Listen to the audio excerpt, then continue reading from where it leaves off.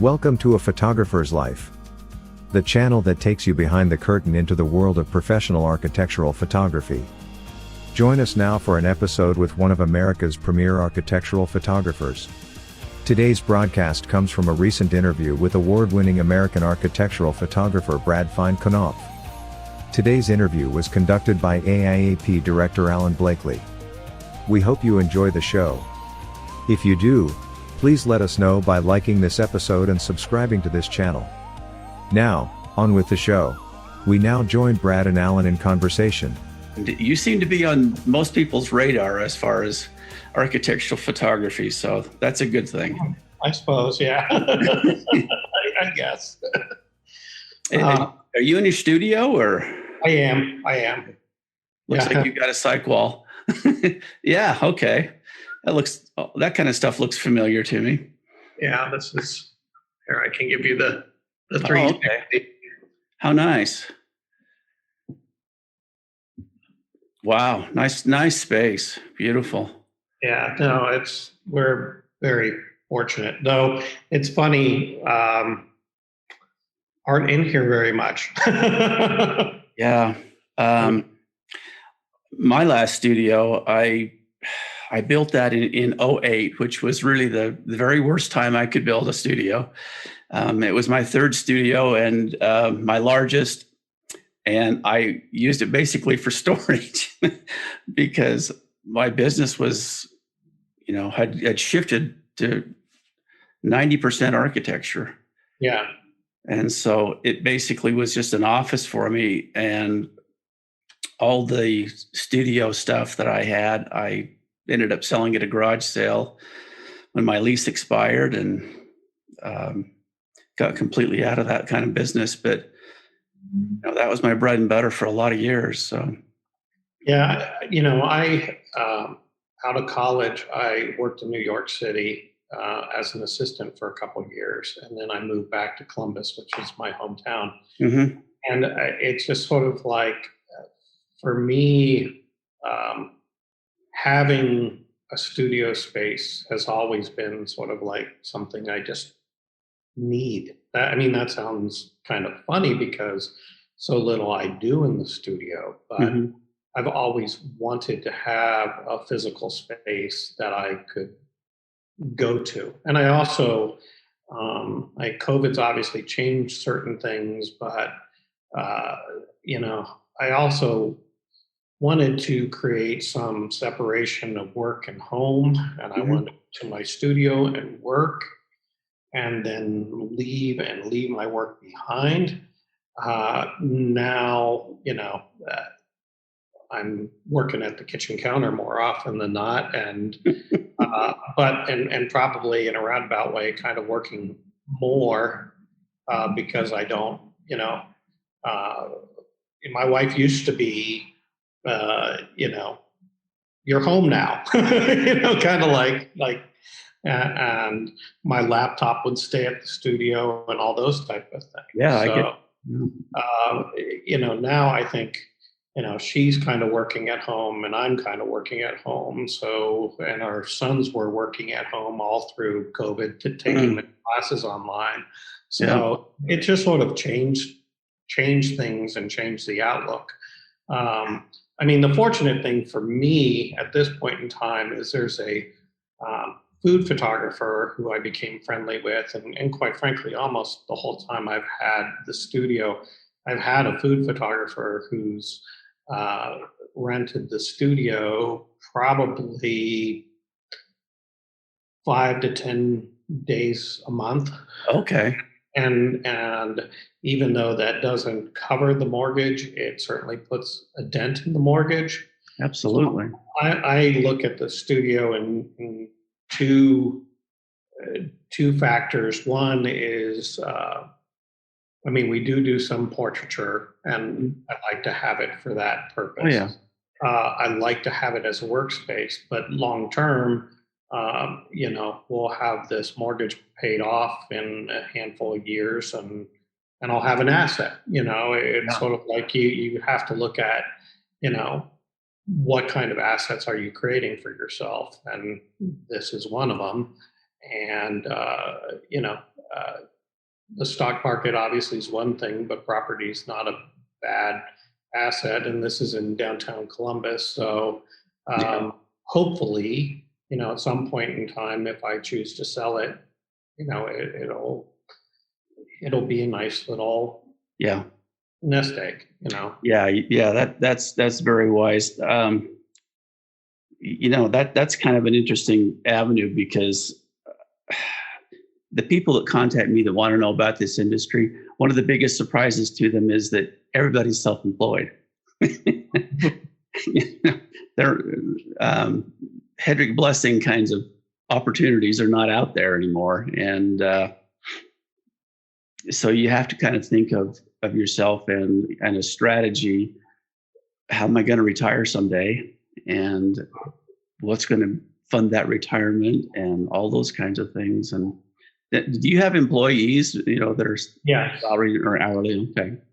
Now, I mean, in fact, I'm obviously still in the process of that happening, but I'm kind of in a roundabout way like to emulate Hedrick Blessing in a way. Lauren Davis, who's my associate, she was my assistant for 5 years. She's now shooting for me for 6, and she's very talented.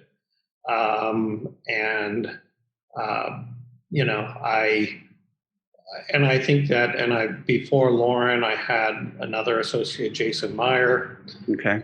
For me, unfortunately, Jason didn't survive the downturn in 2007, 2008. Yeah. 2007, 2008 was hard. It was hard on a lot of, I managed to survive. I don't know whether you've read Malcolm Gladwell's book, The Outliers. I have. But I think I reflect upon that all the time. And he talks about all different people, everybody from the Beatles to Carnegie to, and how they managed to be successful. And part of it was timing, and part of it was, the 10,000 hours type of thing. And I think about that, and I think about my timing and things that I'm still here now, when I could just as easily have gone by the wayside as so many other photographers.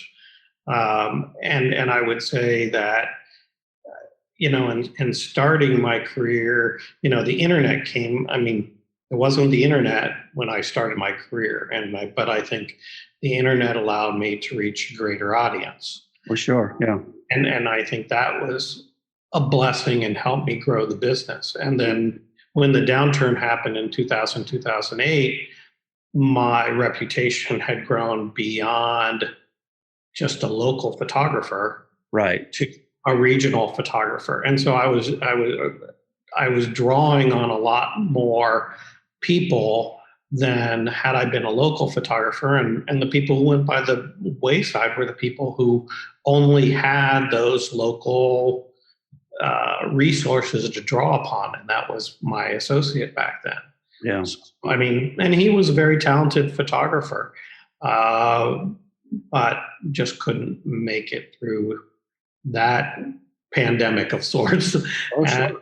And then I think this pandemic's been also interesting in that you have the people getting into the industry who I don't think have made it. Mm-hmm. And you also have the people who, I would say a lot of the people who were, I don't want to say my contemporaries, but people who I compete with more often than not are, people who've been in the industry for, 25, 30 years, right, are in their late 50s, early 60s. And a lot of them in their early 60s have said, I'm a year, 2 years from retirement. I'm just going to call it now. So I think now is an interesting time because architects have hypothetically more work that they need to do because they've got to get caught up. Yeah. I also think there's less providers out there. I mean, I think so. Yeah. Yeah. So just kind of take us back there. What year did you get into photography professionally? And how did that start? Well, it actually started in a roundabout way. My father and grandfather were both architects. Oh, okay. I really thought from an early age I was going to be an architect. Mm-hmm. I went to Cornell. My undergraduate degree is actually in facility planning and management, and felt that would be a good lead into architecture in graduate school.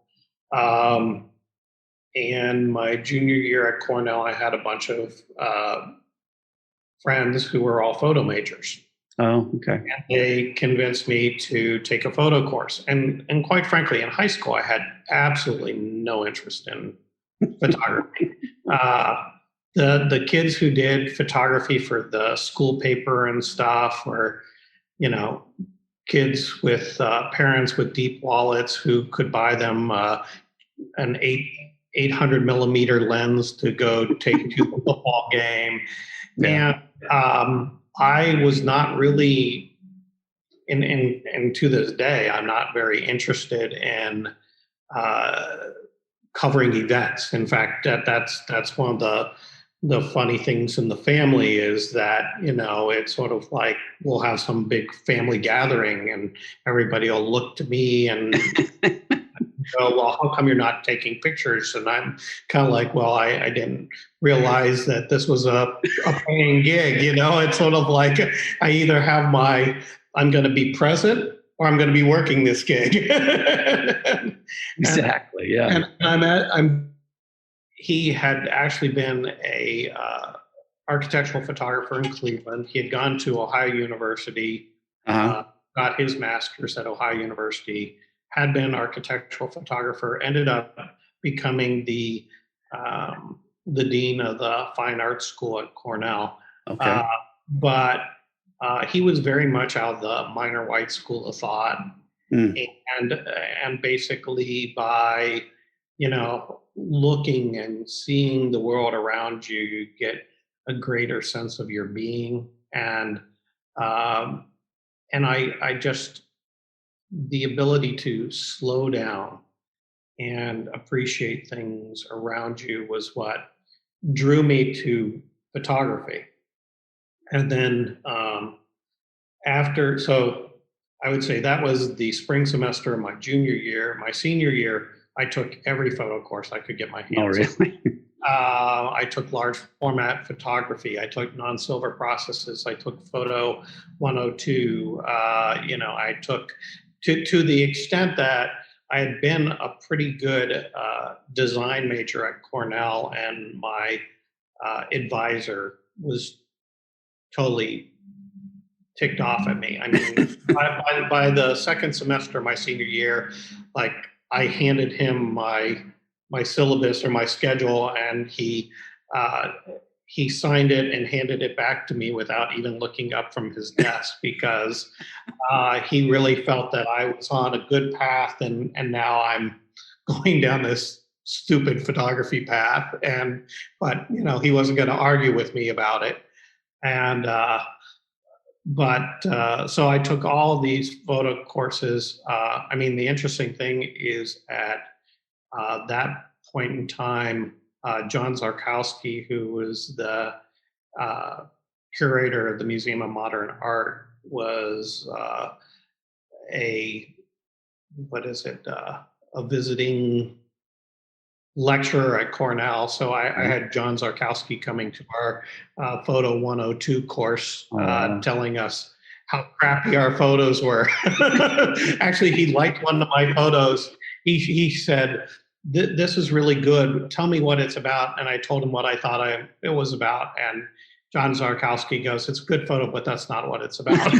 So, nothing like John Zarkowski tearing you a new one. Oh, man. It's a rough start. But then but after Cornell, I moved to New York City. I moved to New York City because I'd only been taking photos for about a year and a half. Oh, okay. I didn't feel I certainly wasn't ready for graduate school. I wasn't ready to open a studio, so it was sort of like, how do I educate myself further? Yeah. And I moved to New York because I wanted to work with the best people I could get my hands on. Mm-hmm. And I was very fortunate. My first job out of Cornell was working for Richard Avedon. Oh, wow. And we were all the covers of Vogue and GQ and Self magazine. And it was the best and worst experience of my life. Working for Avedon, everything had to be perfect all the time. I mean, when we shot the Revlon Most Unforgettable Women in the World campaign for, we packaged up the package with the 8x10 chromes in it to go to Revlon. And, when you cut the brown paper to size and all of the fold should be at 45 degrees and the tape was taped to the end, everything, because he believed in the kind of the Tiffany box. Oh, sure. Presentation. That when this landed on Ron Perlman's desk at Revlon and he opened it up, there was this predisposition that what was in that package was something special and magical. Sure. And so I worked for Avedon for about 6 months. And I would say that after working for Avedon, once you had Avedon on your resume, every door opened up. I'm sure. I worked for Robert Mapplethorpe before he died. I worked for Horst. I worked for Arnold Newman and Joyce Tenneson. It was really an incredible time of working with some pretty incredible people, but all, quite frankly, in either the fashion or the portraiture industry. I really did not foresee that some roughly 30 plus years later, that I'd be an architectural photographer. At that point, I applied to graduate schools, really wanted to go to Yale or RISD.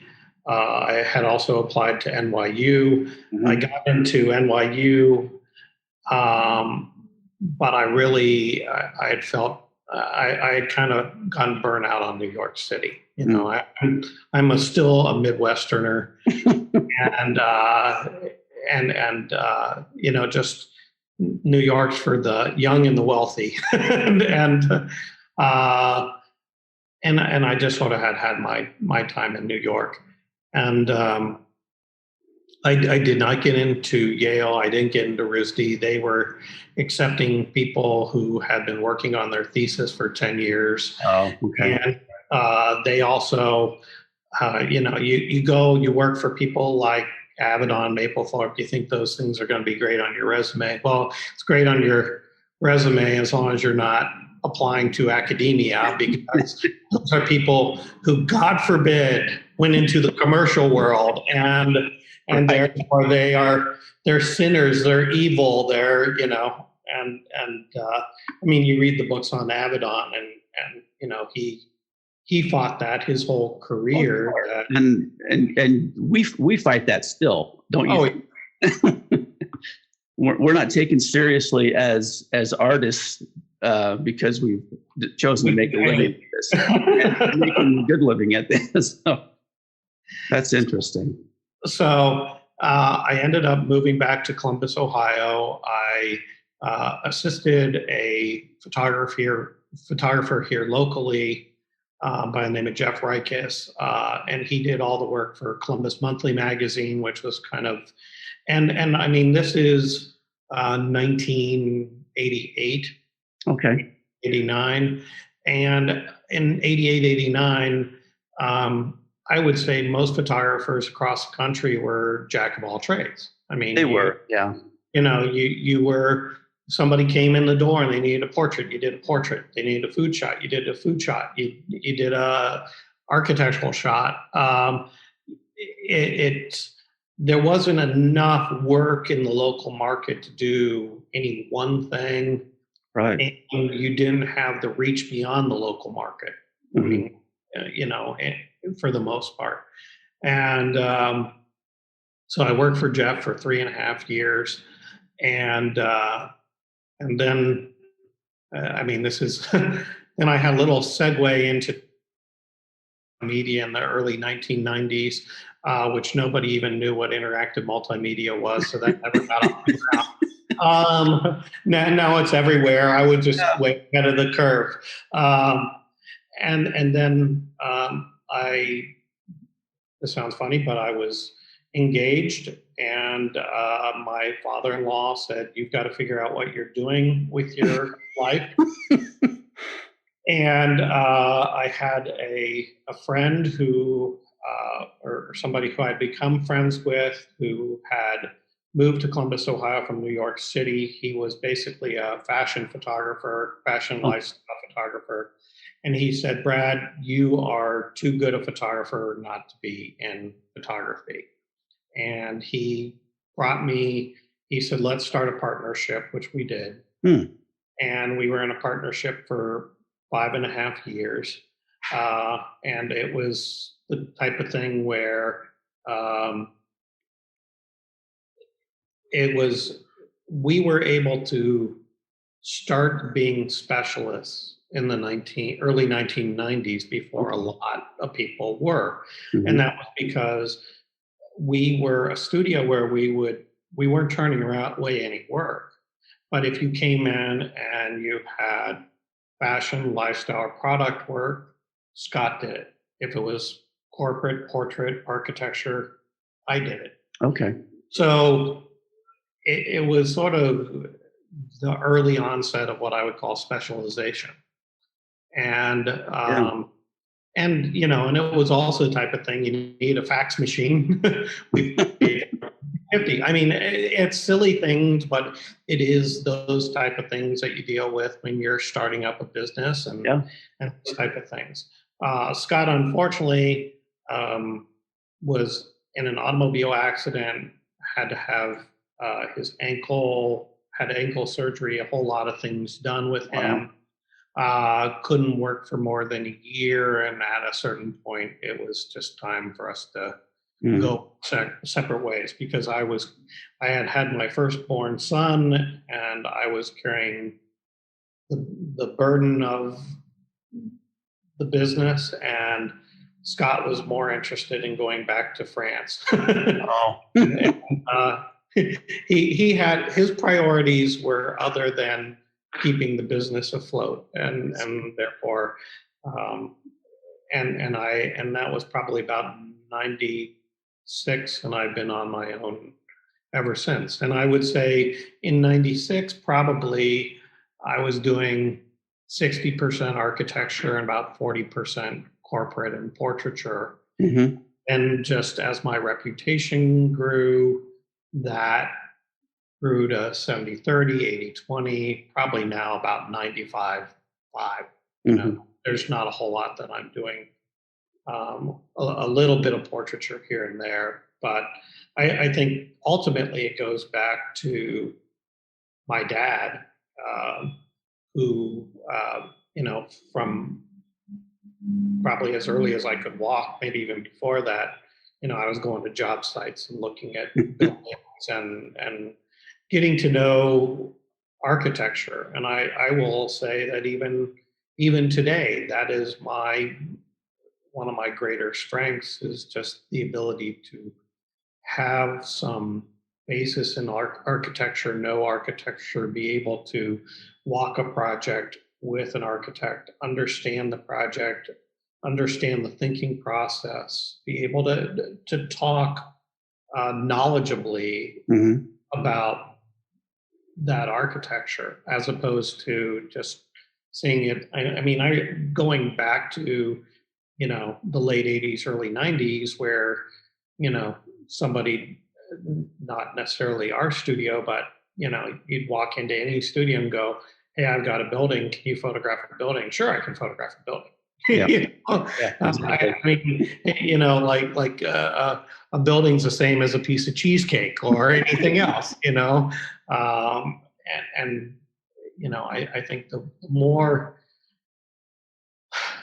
you understand your history in architecture, and photography. I mean, I will say I teach architectural photography at Columbus College of Art and Design every other year, and I will say that you got to know your past to know your future, and I think that's too many of the current generation, not entirely, but a lot of them are so wrapped up in the present that the things that will make them grow into the future, they're not looking at. I think those are two really important points. That's one thing I think is unique about architecture as architectural photography as a specialty is you've got to have some knowledge to inform your work. There's a level of comfort that an architect or an interior designer will have with you if you can talk intelligently with them about a project and understand the important points of that project, and then rely on your eyes as an artist to, create images that tell that story and showcase that architect or designer's work. And then the history of photography seems to have gotten lost in the shuffle somewhere in the last 10, 15 years. I'm not sure what happened. No, and it's funny because I have a huge photo library. Mm-hmm. I mean, I have a huge, I probably have between 150 to 200 architect or photography books. Mm-hmm. And the first one I ever bought was at Cornell, which was this Etche series that. Oh yeah. I mean, it's funny. I think I bought them for $50 a piece, and they're now worth like $500 a piece. But I have all these photo books, and that I just remember a professor sort of saying your library is your resource, and even working with Avedon, when Avedon was trying to get inspiration. I mean, I know this sounds silly, but it really isn't. When he was working on the Gianni Versace campaign, mm-hmm. and looking for inspiration, he was looking at the drawings of Michelangelo and Raphael, looking at, figure placement and how they were, and using that as inspiration for how he was going to then pose models and whatever for Gianni Versace. I mean, I think that's, I'm always looking to grow. I'm always looking to be better, and I am not so damn arrogant or naive that I know it all. So, it's like anything that can push me to be better, and whether it's looking at, the work of Ezra Stoller, or looking at, people who aren't even in architecture,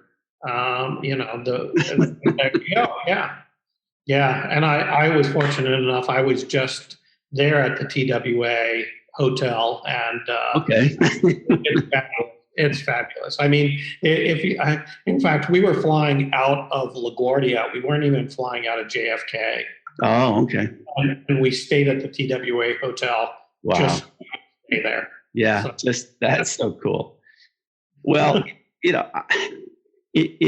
I'm kind of concerned about some of the directions that the industry is taking, just because the newer photographers, those just don't have the vocabulary of the history of photography, what's been done before in architectural photography, or the vocabulary about architecture, period, an understanding of the elements of architecture and design and form and the things that you need to look for and you need to showcase when you are out there on an assignment. Mm-hmm. It's kind of an interesting thing. As far as architectural photography, well, I want to jump back to it. You had, the people that you assisted in New York, that is an education that you could not have paid for. That is huge.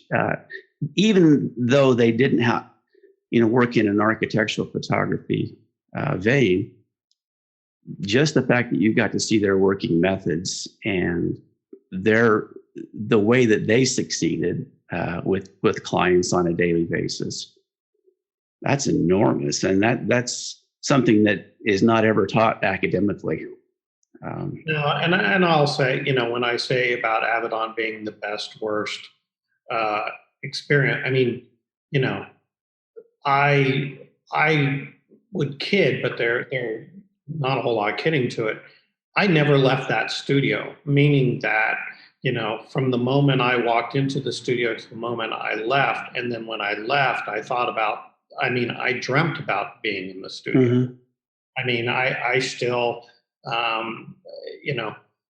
one of my responsibilities, because I was the fourth assistant, so I was low totem pole, was that I was to pick up croissants or danishes, come to the studio, put out breakfast, wipe off the, broom off the stoop. And so when I got there about a half an hour before everybody else got there, so that when the first, second, third assistant showed up, there was breakfast laid out. And one of the things that Avedon had was a great big glass orange juice pitcher. Oh. And I had this dream where I was walking from the refrigerator to the table with this orange juice pitcher, and it slipped from my hands and shattered, and I jumped out of bed. I literally found at the end of my bed having this dream about, but there was no question at the Avedon studio that the zeal for perfection was there every moment of every day, and the tension level was this high. But I think that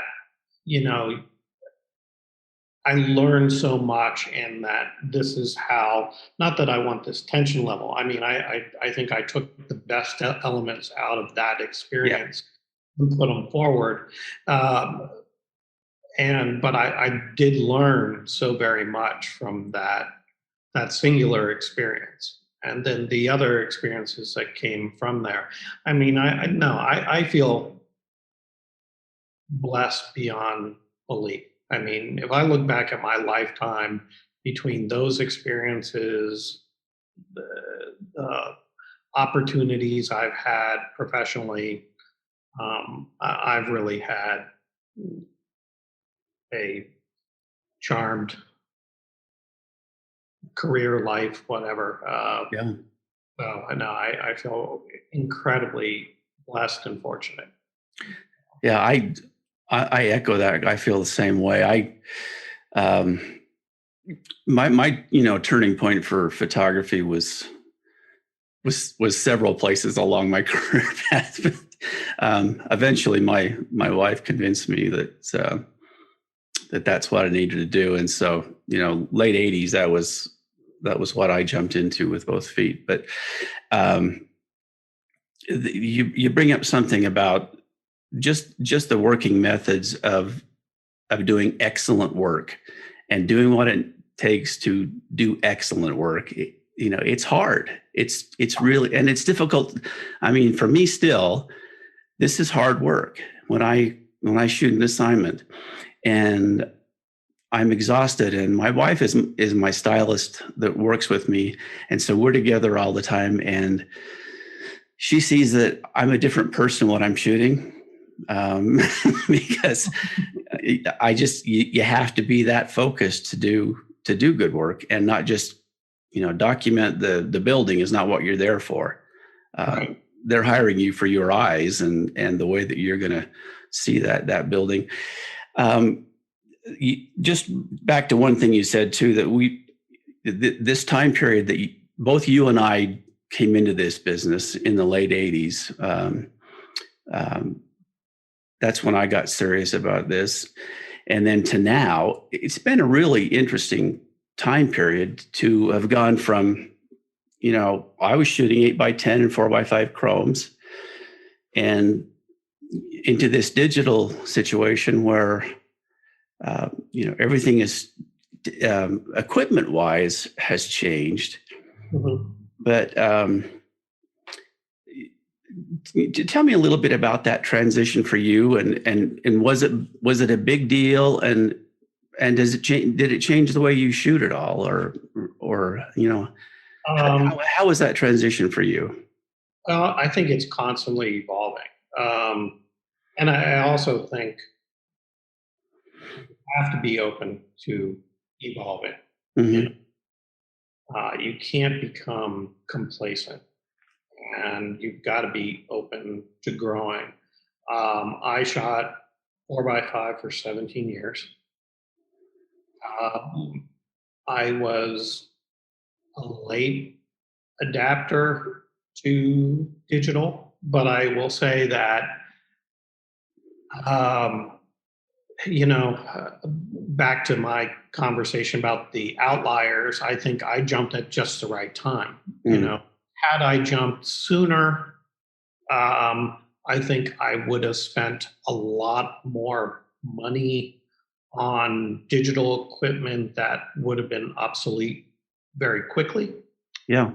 Because, some of the early digital cameras were like $10,000, and they were like for like 5 megapixels. It was, I jumped early myself, and I paid $8,000 for a 1.8 megapixel cameras. There we go. So I did not, I'm trying to think how many years.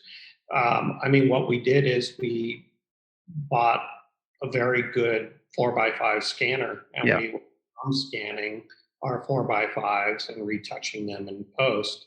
I had somebody who I had hired as an assistant who came to me one day and said, I would probably be a greater asset to you as a retoucher than as an assistant. I will also say that I made a decision long ago, and I'll be the first one to say it, I am not a retoucher. Not in any stretch of the imagination am I a retoucher. Okay.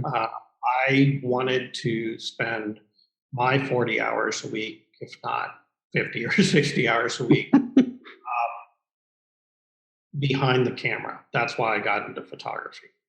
And I sort of made the decision, I want to hire somebody who wants to spend 40 to 60 hours a week in front of a computer doing retouching.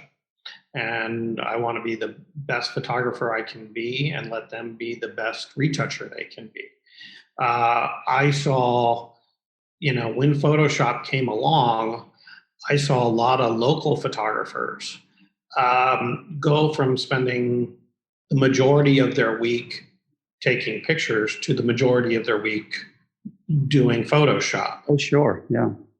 And I know Photoshop is incredibly compelling and wonderful, but that's not where I wanted to spend my time. Yeah. And so I don't. That's a decision I made. But so we went from drum scanning. We then went to I bought a medium format digital back because at that point in time, I felt that that was the most logical transition from 4x5. I didn't feel that 35 millimeter was where I wanted to be. And so we changed to a phase one back and dropped about $75,000 on medium format digital equipment. And I shot medium format for probably close to a good 10 years. Okay. And then sort of came the point where, as you well know, for a long time, architects did not really want people in their shots, or it wasn't about people, and that has changed Dramatically. And in fact, I mean, there are architects who are hiring photographers who are almost not even architectural photographers anymore. Mm-hmm. Well, I mean, you could even say that to a degree of Iwan Bond, that he's more of a sociological photographer. Yeah. And the building is important, but it's sort of secondary to the human experience. And intrinsically, I think that's a good thing. I mean, from son of an architect, grandson of an architect, I mean, we do design buildings for people. And to take these pristine shots of these buildings with no people in it is not, not reality. So, I mean, I do enjoy photographing people and having people in my shots. And as a result, that's when we kind of switched to 35 millimeter. And it was, we could auto bracket, and which I couldn't do with the medium format. Yeah. And I looked around, and whether it be, all the photographers who I admire were all shooting 35 millimeter. They weren't necessarily shooting medium format. And it seemed like with medium format, I mean, I love the quality and the sharpness and everything of the medium format, but it seemed like I was the only one who appreciated it. My client, it's sort of like if your clients aren't, going gaga over it, then why are you kind of killing yourself? Yeah. Or you get the call and it says, I can't open this file. Don't send me a 300 megabyte file. I can't use a 300 megabyte file. So, I mean, the biggest thing I would say is there's things I miss about film, and there's a lot of things that I love about digital. I mean, I would say that when I go to a project, I walk a project, and after I've walked that project, I've already created in my mind's eye 15 to 20 images that I want to produce over the next period of time, whether that be a day, 2 days, 3 days, whatever period of time. And then that next period of time is me trying to be in the right place at the right time with the right weather conditions, all those type of things, to capture what I have in my mind's eye. Yeah. And I find that I'm able to do that better with digital than I ever could with.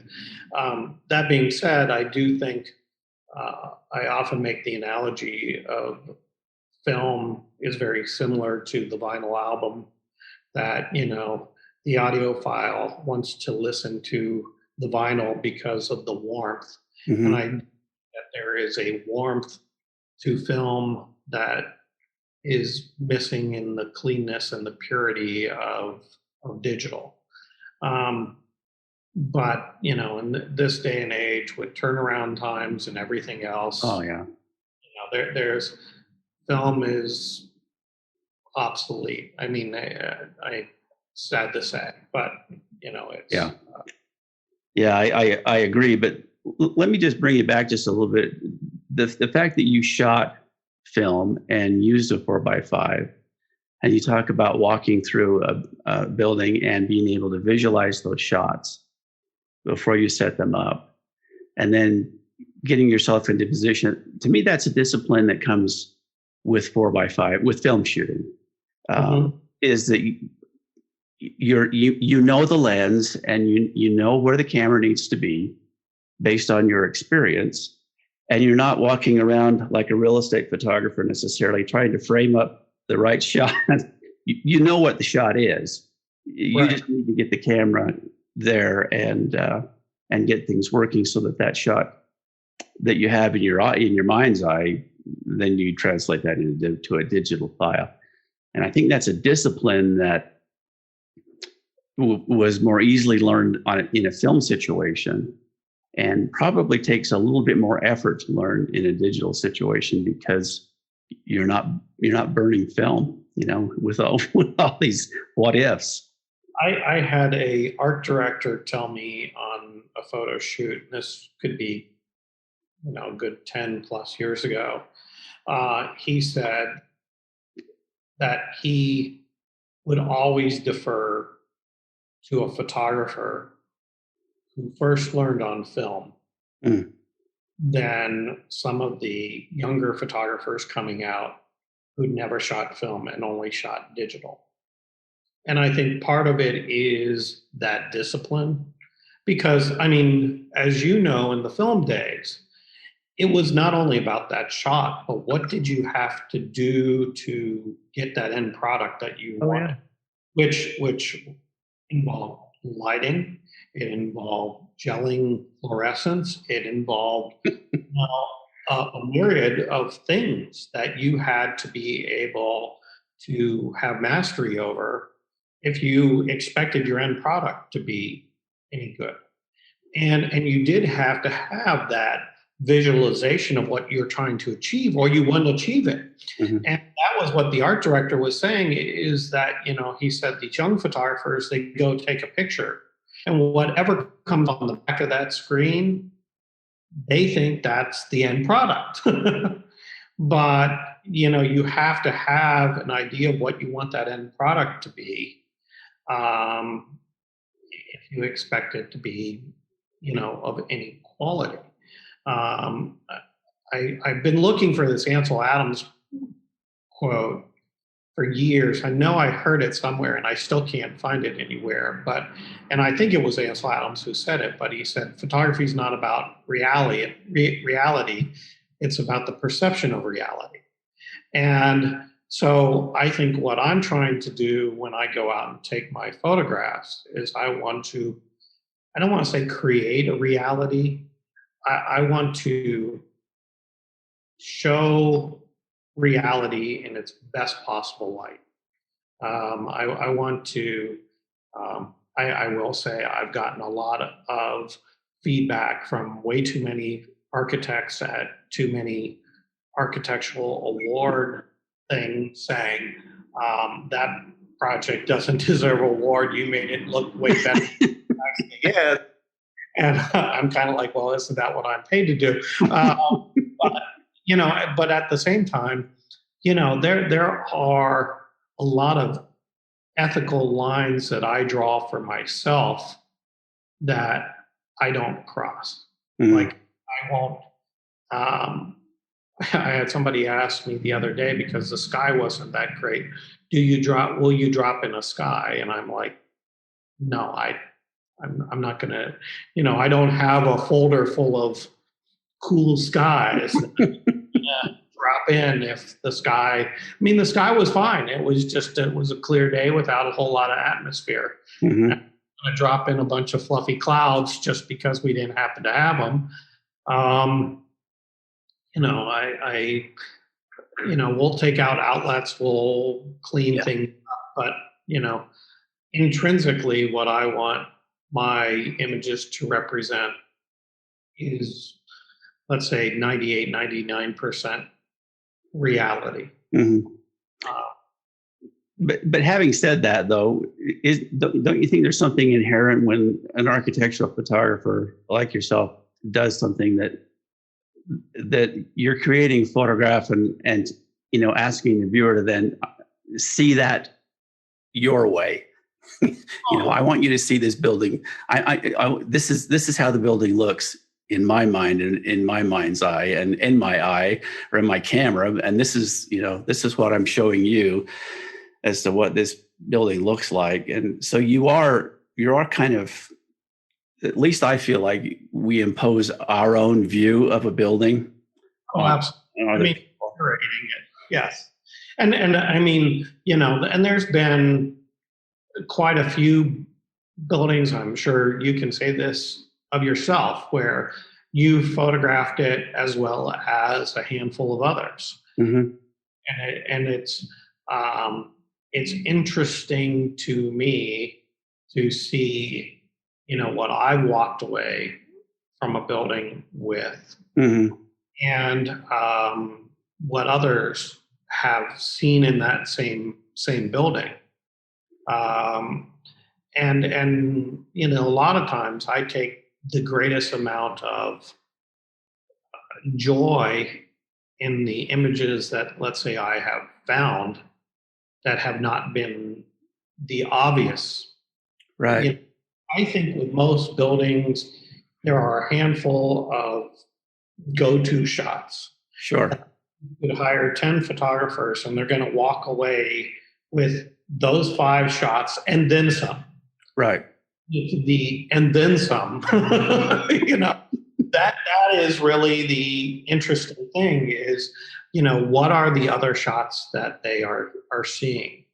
And it's something that you can't train. It's something that only comes from experience and shooting and developing your own eye and, finding those things. I think you're a better photographer now than you were, say, 5 years ago or a year ago.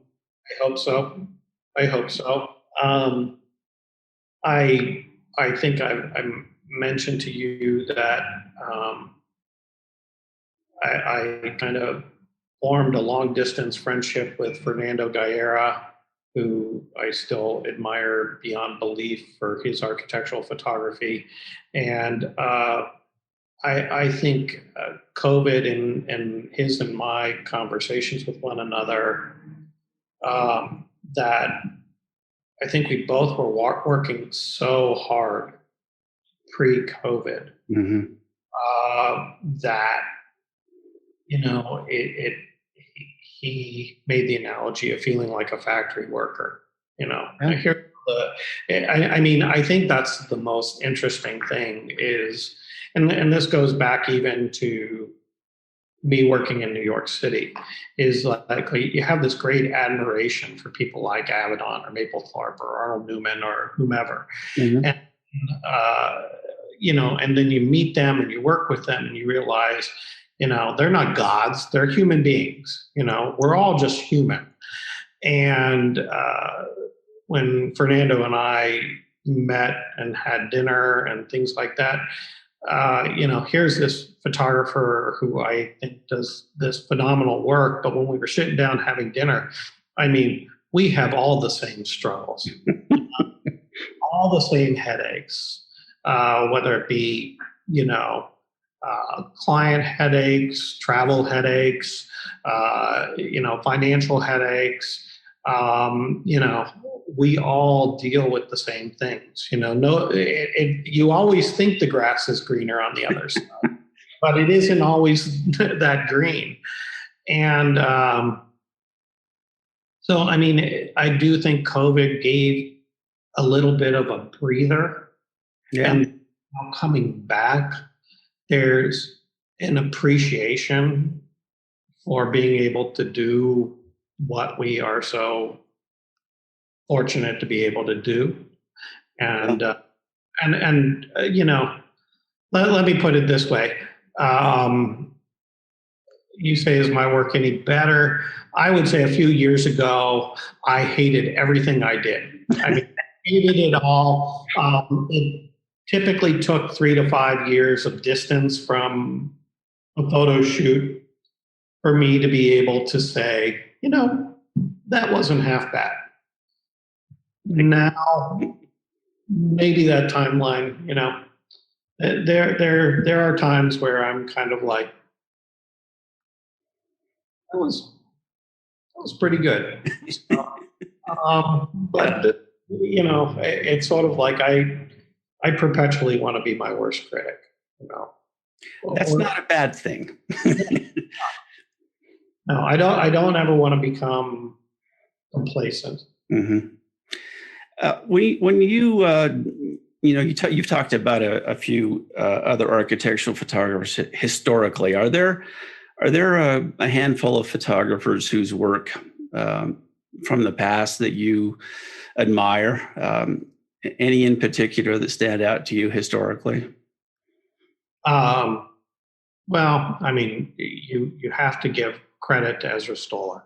I mean, no question. I mean, that's, I'm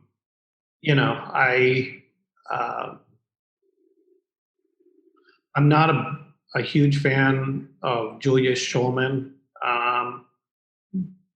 But I mean, there are certain things of Julius Schulman that I do really admire. In fact, I have a Julius Schulman quote in my signature, which is, I'm trying to remember exactly what the quote is, but essentially our photographs allow thousands upon thousands, and now with the internet, maybe even millions of people that they may not ever be able to see in person.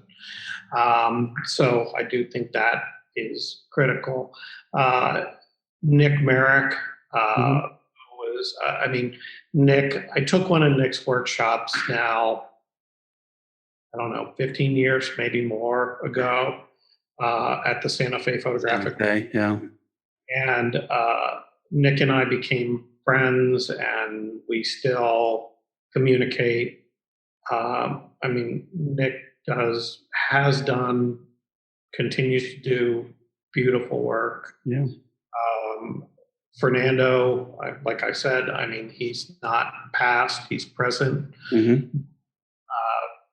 I just every day, But then again, I'm texting with him about how we're having crappy weather and how we've got all this gray sky from all the smoke from the wildfires and stuff like that. And then he sends me pictures from Spain or Portugal that he's got a crystal blue sky. And I'm just like, thank you very little. But, I will also say that I find as much of my time when I go to the bookstore anymore, I don't want to say that the photo book era has passed. I find, though, far fewer books that I'm interested in purchasing. Yeah. But I'm probably purchasing more architecture books. Interesting. Yeah. Yeah. That market seems to have tapered off pretty dramatically. And I guess it's just, the advent of the internet that kind of quieted things down, and people buying books that way, people buying books in general, I suppose, but that's interesting. Ansel Adams said that a good photograph is knowing where to stand. Mm-hmm. And I think that is one of the key points about successful architectural photographers, is that as I look at your work, a move to the right or the left or in elevation up or down would change the photograph you've made pretty dramatically. That you're at where you are with that photograph for a specific reason in composing it that way. And, that everything was deliberate there. And I think that's something that maybe and somebody outside the industry doesn't really quite understand that there's just that precision in where you are and how you frame that, and the focal length of the lens that you use, things like that. Equipment wise, are you a heavy equipment person? Do you carry a lot of gear, or are you kind of spare? I would say I'm more on the spare side. Okay. We don't carry a ton of equipment, but I mean, we carry our share. I mean, I do work with an assistant. I've had a full-time assistant for years now. Mm-hmm. And it's a really good thing. You asked this earlier. There's myself. There's my associate Lauren Davis. There's my assistant. My old assistant is still working with us. We dropped his hours to 10 hours a week, and he's a stay-at-home dad, and he's back of the house kind of stuff.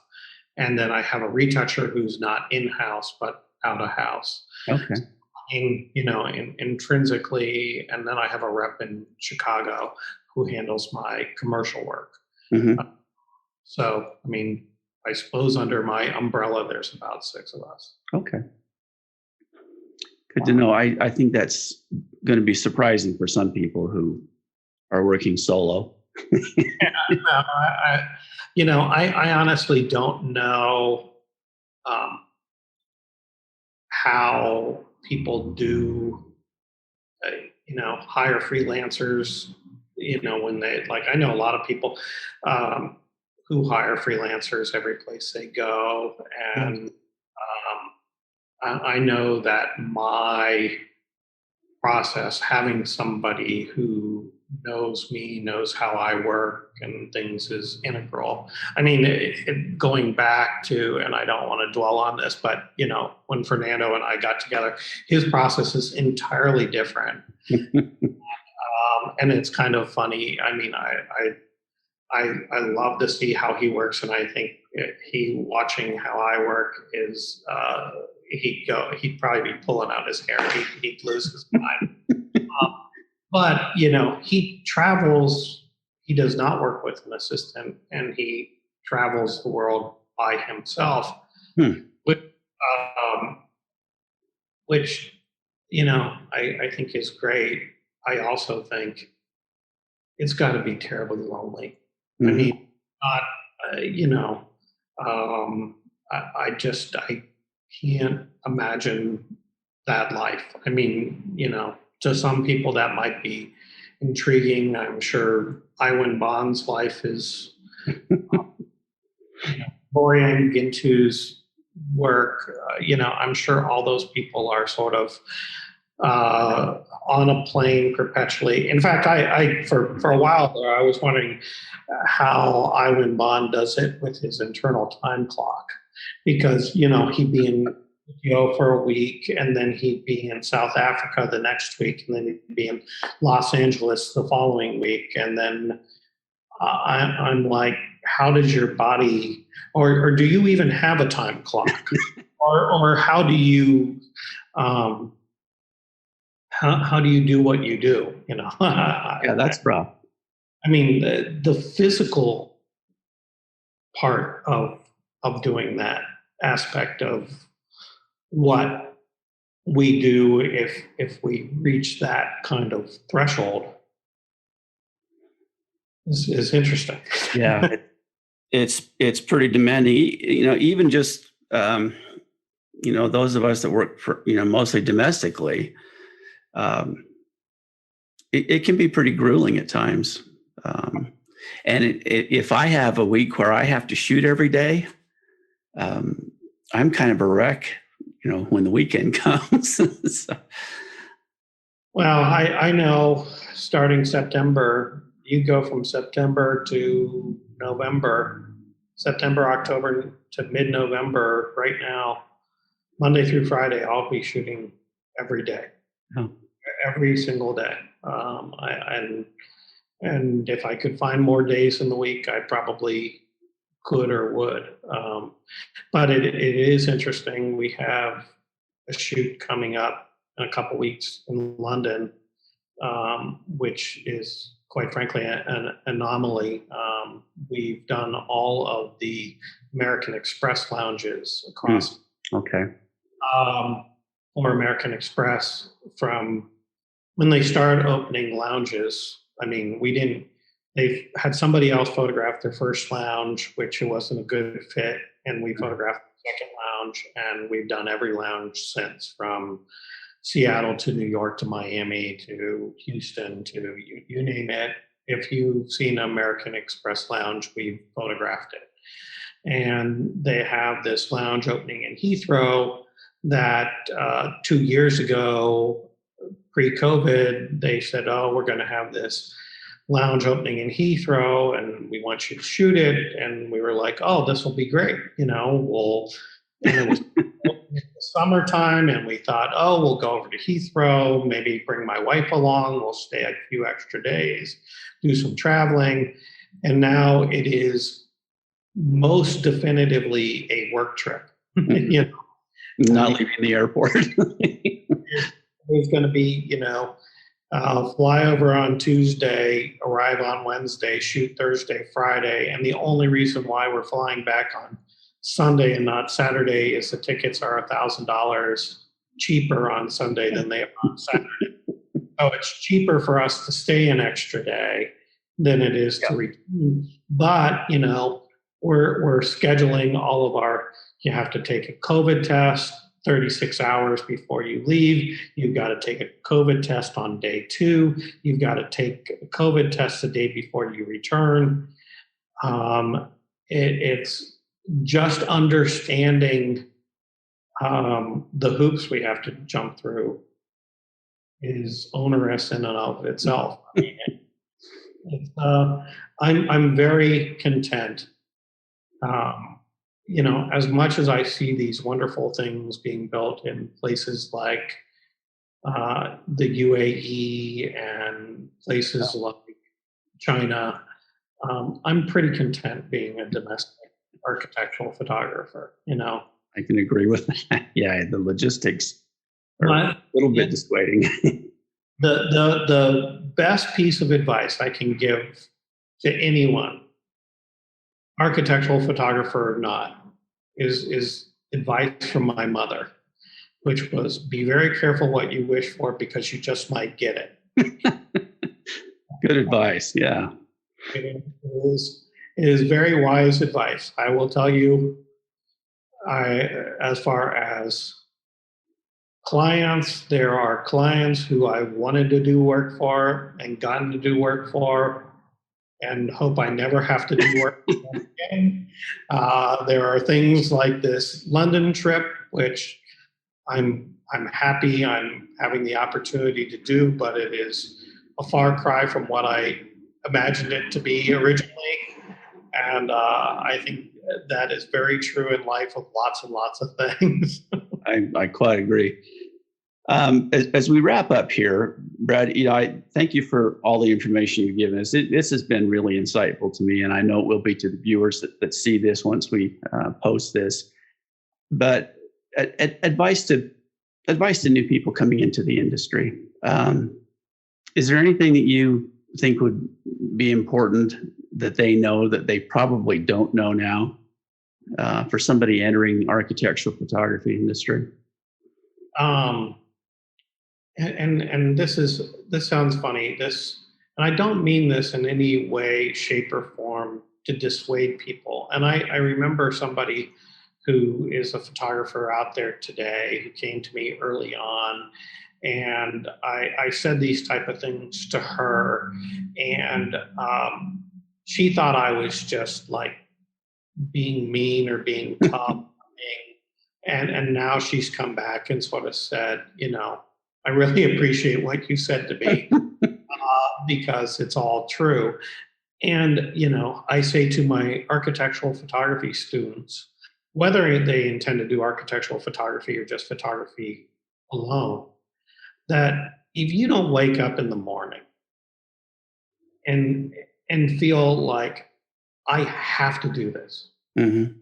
I have to do this. This is for my soul. I have to do this. And therefore, I will beg, borrow, steal, do whatever I've got to do to be able to have this be my profession. Don't do it. And that is not to dissuade people.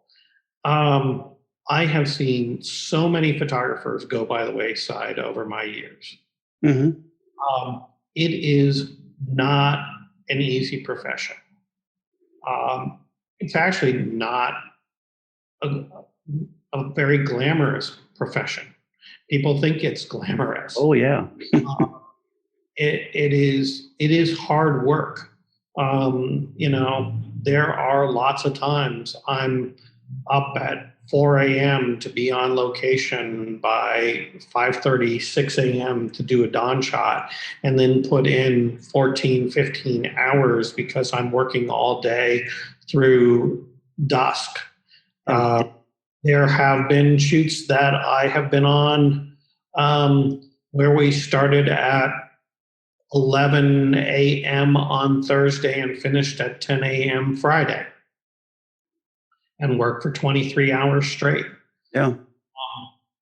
And I will tell you, at hour 22 out of those 23, I was still enjoying the process. I'm not saying I wasn't tired, but I was still enjoying the process.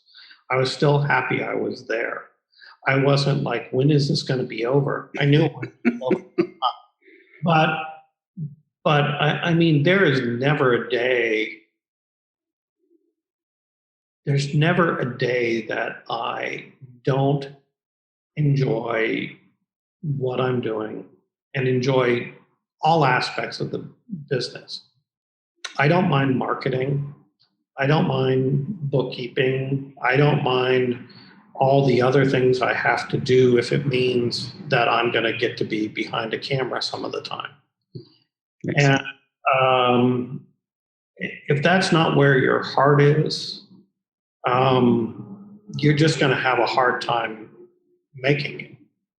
And again, not trying to be harsh, not trying to be difficult, just trying to be real. I mean, that's the long and the short of it. Yeah, I quite agree. and I mean, and the best advice I can give anybody is to shoot. You asked about, do I like my work? And,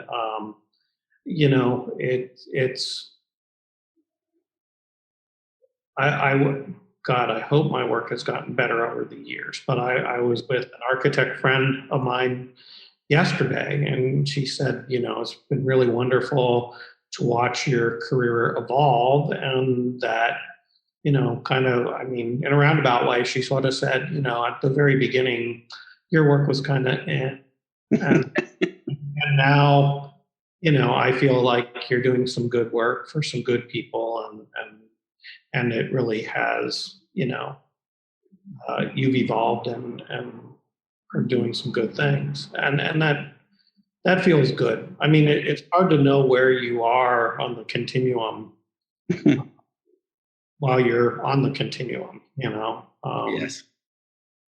I mean, and I would say my hope is, as a photographer, that whenever the time comes that I do leave this world, that I've been able to promote the profession, and when I say the profession of architectural photography, but also the profession of architecture. To me, I feel a great indebtedness to the history that my father and grandfather began, and that if I can help architects get some recognition and notoriety for their work, or help them earn new projects with my photography being in their portfolio, then that's a testament to my efforts. I've said so many times, I live vicariously through my clients, that if they win awards, if they get new clients, and my photography has played a small role in that happening, then I've done my job. Yeah. It's not about me, it's about them. Mm-hmm. I think that's important, you know. Yeah, I appreciate that.